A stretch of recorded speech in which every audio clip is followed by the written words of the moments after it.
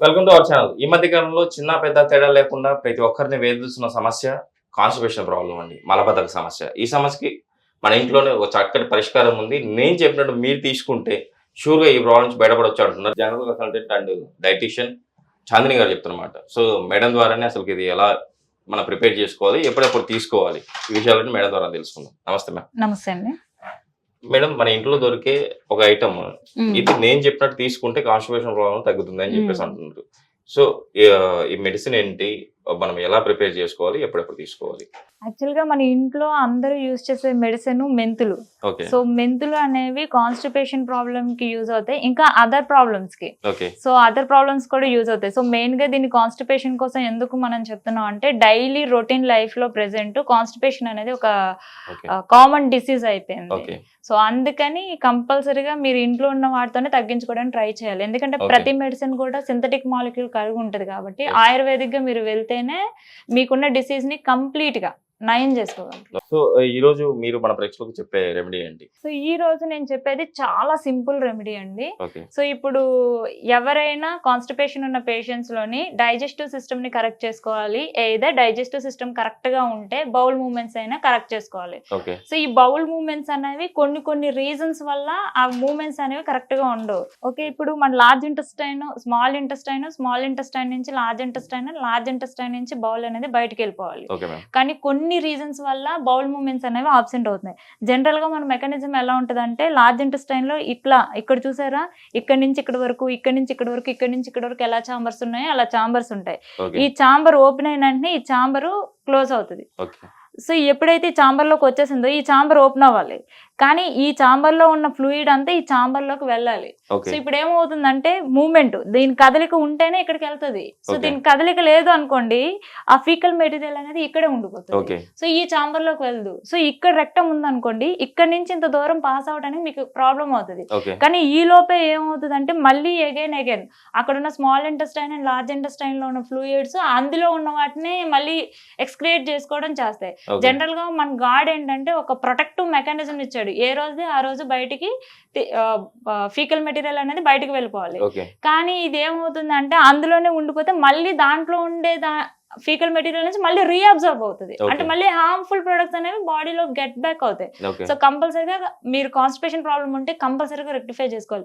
ఎందుకంటే in case అది కానీ రెక్టిఫై చేసుకోకపోతే కోలన్ క్యాన్సర్ కానీ, పైల్స్ కానీ, ఓకే. చాలా లార్జ్ ఇంటెస్టైన్ క్యాన్సర్స్ కానీ అలా వచ్చే ఛాన్సెస్ ఉంటాయి. ఓకే. జనరల్ గా large intestine and small intestine cancers అనేవి ఇట్లాంటి position with high level of drinking, I mean alcohol drinking consumptions లోని at the same time poisonous cases. Okay. So చాలా మంది చనిపోతాము అని ఏదో సంథింగ్ ఎరువులు తీసుకోవడం, అట్లాంటి హార్మ్ఫుల్ కెమికల్స్ తీసుకునే టైంలోనే large intestine, small intestine damage అవుతాయి. ఓకే. సో ఇంకే రీజన్ వల్ల కూడా అవి డ్యామేజ్ అయ్యే ఛాన్సెస్ ఉండవు, చాలా ఓకే. తక్కువ. ఓకే. ఇప్పుడు మీరు చెప్పినట్టు ఈ ప్రాబ్లం నుంచి మనం బయటపడడానికి ఈ రోజు రెమెడీలో మనం ఎలా ప్రిపేర్ చేసుకోవాలి, ఎలా తీసుకోవాలి? సో ఇప్పుడు ఏంటంటే యాక్చువల్ గా ఆల్రెడీ ప్యాన్, సో దీంట్లో 100 ml వాటర్ పోసుకుంటే సరిపోతుంది. ఓకే అండి.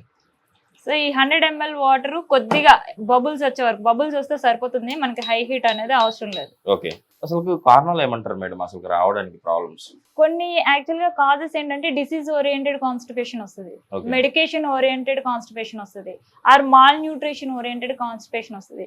ఈ మూడు ఒకెత్తి అయితే డీహైడ్రేషన్ కంటెంట్ కాన్స్టిపేషన్ అనేది ఓకే. వస్తుంది. ఇప్పుడు So, అదిగాక water వేసవి content- కాలం కదా, ఇది డిహైడ్రేషన్ కూడా ఎక్కువ అయ్యే అయ్యే అవకాశాలు ఉంటాయి. అవకాశాలు ఉంటాయి. సో దట్ దాంట్లో ఉన్న వాటర్ లేకపోతే ఫీకల్ మెటీరియల్ అనేది ఈజీగా వాటర్ తో పాటు ఈజీగా పాస్ అని అయిపోయి బయటకు వచ్చేయాలి. ఓకే. కానీ మీకు అదేంటంటే ఫ్రీగా మూవ్ అవ్వాలంటే అందులో వాటర్ ఉండాలి. ఇన్ కేస్ వాటర్ కానీ లేదంటే అది చాలా గట్టిగా స్టోన్ లా అయిపోతుంది. ఓకే. ఇప్పుడు ఈజీగా అంటే ఒక ముద్దలో పేస్ట్ లో ఉండేది మనం తీయడం వేరు, okay. At the same time అది స్టోన్ లా ఉండేది బయటకు తొయ్యటం వేరు. ఓకే సో మన బాడీ కాబట్టి దాన్ని చేయలేదు, మనకంటే తెలిసి ఇక్కడ రాయి ఇలా పెట్టచ్చు, దానికి మనకి ఎంత స్ట్రెంత్ ఉందని. But large intestine, small intestine అనేది మెకానికల్ గా అవి చెయ్యాలి కాబట్టి ఓకే మ్యామ్. సో వాటికి ఆ స్ట్రెంత్ ఉండదు. అందుకని కాన్స్టిపేషన్ హై ఎండెడ్ చాలా మందికి చూసారా, వీక్లీ వన్స్ అవుతుంది, చాలా మందికి 2 weeks కి 1 time అవుతుంది. ఓకే. సో వాళ్ళకు ఉంటది అది కాన్స్టిపేషన్ మూవ్ అయినప్పుడు. అసలు వాళ్ళకి ఏంటంటే ఇక్కడ కాన్స్టిపేషన్ ఉంది అనుకోండి, ఐ మీన్ ఇక్కడ మీకు లార్జ్ ఇంటెస్టైన్ ఉంది అనుకోండి ఎగ్జాంపుల్. ఓకే. సో అది అక్కడి నుంచి మూవ్ అయ్యి రక్తం దగ్గరికి వచ్చేటప్పటికి మీకు ఇంచుమించు వాళ్ళకి ఒక నరకల్లా కనిపిస్తుంది అనమాట. Okay ma'am. సో అందుకని డిహైడ్రేషన్ కి ఎప్పుడు వెళ్ళకూడదు. డిహైడ్రేషన్ అవ్వకుండా మన బాడీని మనం ప్రొటెక్ట్ చేసుకుంటా ఉండాలి. మేడం ఇప్పుడు అయితే బబుల్స్ అయితే వస్తున్నాయి. సో ఇప్పుడు బబుల్స్ అయితే వచ్చాయి కదండి. Yes ma'am. సో ఇప్పుడు దీన్ని మనం ఏం చేయాలి అంటే, సో వాటర్ గ్లాస్ లోకి మనం కన్వర్ట్ చేసుకొని ఓకే. సివియారిటీని బట్టి, అంటే Okay. మీరు రోజు ఒక్కసారి వెళ్తున్నారా, అసలు రోజు తప్పించి రోజు వెళ్తున్నారా, లేదు మీరు ఐరన్ టాబ్లెట్స్ తీసుకున్నారు. చాలా మంది ఐరన్ టాబ్లెట్స్ తీసుకున్న వాళ్ళు కాన్స్టిపేషన్ అనేది కామన్ గా వస్తుంది. కానీ ఐరన్ టాబ్లెట్స్ అనేవి ఎనిమిక్ కండిషన్, ప్రతి ఒక్కరు ఎనిమిక్ గానే ఉన్నారు. ఓకే. సో ఇస్తూ ఉంటారు. సో ఇప్పుడు ఏమవుతుందంటే ఐరన్ కంటెంట్ టాబ్లెట్స్ తీసుకున్న వాళ్ళలోని ఆర్ మెకానికల్ గా అంటే డిసీజ్ ఓరియంటెడ్ వచ్చిన పేషెంట్స్ లో కానీ, సో ఇంకేమైనా అంటే మీకుండే సిచ్యువేషన్ అనమాట. నేను 2 days కి ఒకసారి కాన్స్టిపేషన్కి వెళ్తున్నాను, లేదు నేను వీక్లీ ట్వైస్ వెళ్తున్నాను, లేదు నేను వీక్లీ థ్రైస్ వెళ్తాను. దాన్ని బట్టి మీరు చూసుకోండి. ఒకవేళ మీరు ఎవ్రీ ఆల్టర్నేటివ్ డేస్ వెళ్తున్నారు, లేదా ఐరన్ టాబ్లెట్స్ తీసుకున్నారంటే 1 teaspoon మీకు సరిపోతుంది మెంతు పొడి. అదే మీరు వీక్లీ థ్రైస్ వీకే ట్వైస్ వెళ్తున్నారు, లేదు వీక్లీ వన్స్ వెళ్తున్నారంటే మీరు కంపల్సరీగా 3 to 4 tablespoons ఆఫ్ మెంతు పొడి అనేది కంపల్సరీగా వేసుకోవాలి. అంటే మీ సివియారిటీని బట్టి డోసేజ్ అనేది చేంజ్ అయిపోతుంది. మీకు చూపించడానికి నేను దీన్ని మిక్స్ చేస్తున్నాను అనమాట. సో ఇప్పుడు దీన్ని ఏంటంటే యాక్చువల్గా ఇందులో ఉన్న 2 ప్రాసెస్. ఒకవేళ నార్మల్ పేషెంట్స్ అనుకోండి, నార్మల్ పర్సన్స్ అనుకోండి, మీకు కాన్స్టిపేషన్ రోజు మోషన్ అవుతుంది, దట్టు ఏంటంటే కొద్దిగా గట్టిగా అవుతుంది అన్న పేషెంట్స్ ఉంటారు. సో వాళ్ళకైతే వార్మ్ వాటర్ సరిపోతుంది. అదే మీకు కాన్స్టిపేషన్ మీకు అవుతుంది కానీ ఆ కాన్స్టిపేషన్ అనేది ముక్కలుగా పడుతుంది స్టోన్ టైప్ లో. సో అట్లాంటి వాళ్ళు దీన్ని హాఫ్ స్పూన్ తీసుకుంటే సరిపోతుంది. లేదు మీకు రోజు తప్పించి రోజు టాబ్లెట్స్ వేసుకోవటం వల్ల కాన్స్టిపేషన్ వస్తుంది, దానికి మళ్ళీ మీరు టాబ్లెట్స్ వేసుకుని చాలా మంది రెసిస్టెంట్ అయిపోతారు. చాలా మంది ఏంటంటే హార్ట్ పేషెంట్స్, ఎస్పెషల్లీ ఈ హార్ట్ పేషెంట్స్ ఎక్కువ మెడిసిన్స్ యూజ్ చేయడం వల్ల వాళ్ళకి నెగిటివ్ గా, అంటే వాళ్ళు యూజ్ చేస్తున్న హార్ట్ టాబ్లెట్స్ వల్ల వీళ్ళకి కాన్స్టిపేషన్ అనేది కామన్ గా వస్తుంది.